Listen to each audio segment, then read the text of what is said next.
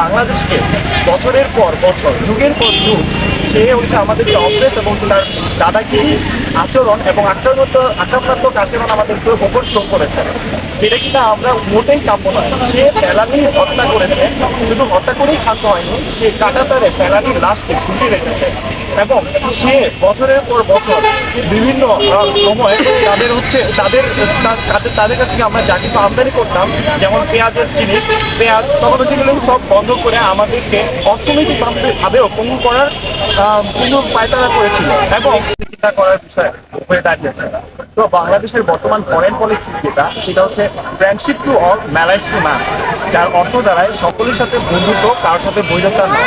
কিন্তু আমাদের একটা কোশ্চেন এখানে, যে আপনার মা বা আপনার বোনকে কেউ যদি ধর্ষণ করে তাহলে আর কি আপনি তার সাথে বন্ধুত্ব করবেন? অবশ্যই না, তাই না?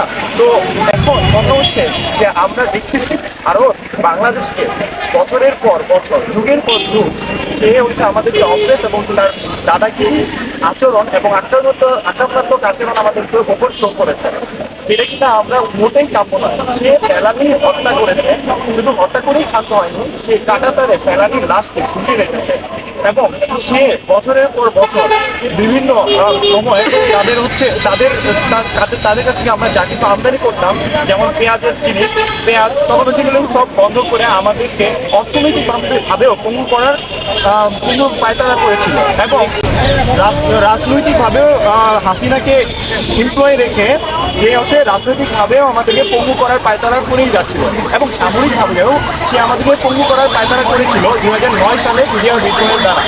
তো আমরা এগুলো থেকে বুঝতে পারি যে আসলে বর্তমান যে ফরেন পলিসি আছে সেটা নিয়ে আসলে আমাদের ভাবা উচিত। আসলে একজন সুস্থ মস্তিষ্কের ব্যক্তি কখনোই বলতে পারে না সবার সাথে আমাদের বন্ধুত্ব, না, বরঞ্চ আমাদের বোঝা উচিত যারা আমাদেরকে নিয়ে ভাববে, যারা আমাদের বেটারমেন্টের জন্য কথা বলবে, যারা জাতীয় স্বার্থ দেখবে, তাদের সাথেই শুধু বন্ধুত্ব।